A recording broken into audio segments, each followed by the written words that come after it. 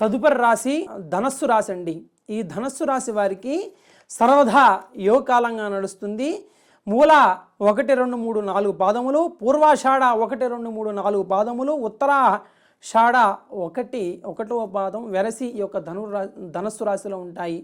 వీరికి ఆదాయం 5, వ్యయం 5, రాజ్యపూజ్యం 1, అవమానం 5. ఈ సంవత్సరం వీరికి అత్యంత శుభంగా తమ జీవనాన్ని సాగిస్తారు. శుభకాలం అని చెప్పవచ్చును.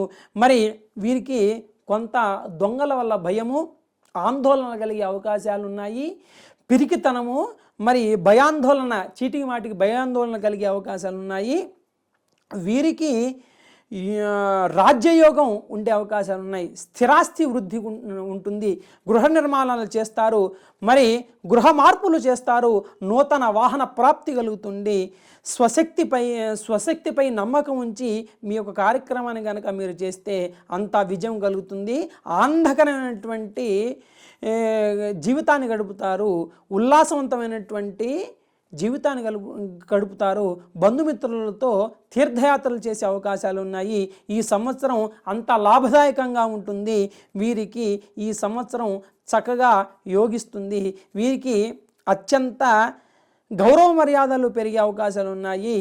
మాట చతురత వల్ల వీరి కార్యసిద్ధి అంతా కూడా పూర్తవుతుంది. మీ మాటకు విలువ ఉంటుంది. తలచిన పనులన్నీ పూర్తవుతాయి.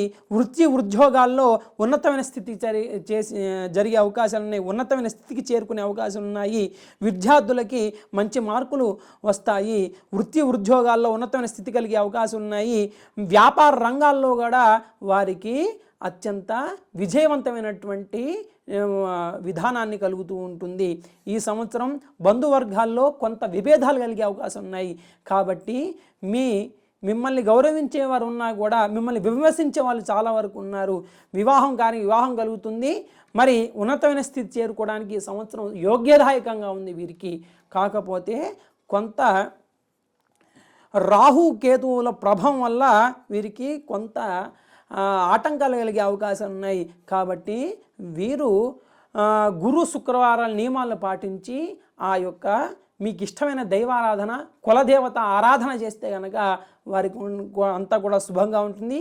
ఈ రాశి వారికి అదృష్ట సంఖ్య 3గా చెప్తున్నారు. మరి రాశ్యాధిపతి గురు అవడం వల్ల కనక పుష్యరాగాన్ని ధరించటం మంచిది. మూల నక్షత్రం వాళ్ళు వైఢూర్యాన్ని ధరించాలి. పూర్వాషాఢ నక్షత్రం వారు వజ్రాన్ని ధరించాలి. ఉత్తరాషాఢ నక్షత్రం వారు కెంపును ధరించాలి. వీరు కులదేవతల్ని పూజించాలి. అలాగే పితృదేవతలను కూడా వీరు పూజ చేసుకుంటే వారి అనుగ్రహం వీరుకుంటుంది. అమావాస్య రోజున మరి బ్రాహ్మణులకి స్వయంపాక దాన కార్యక్రమం ఇస్తే వారికి అంతా కూడా శుభయోగంగా ఉంటుంది ఈ సంవత్సరం.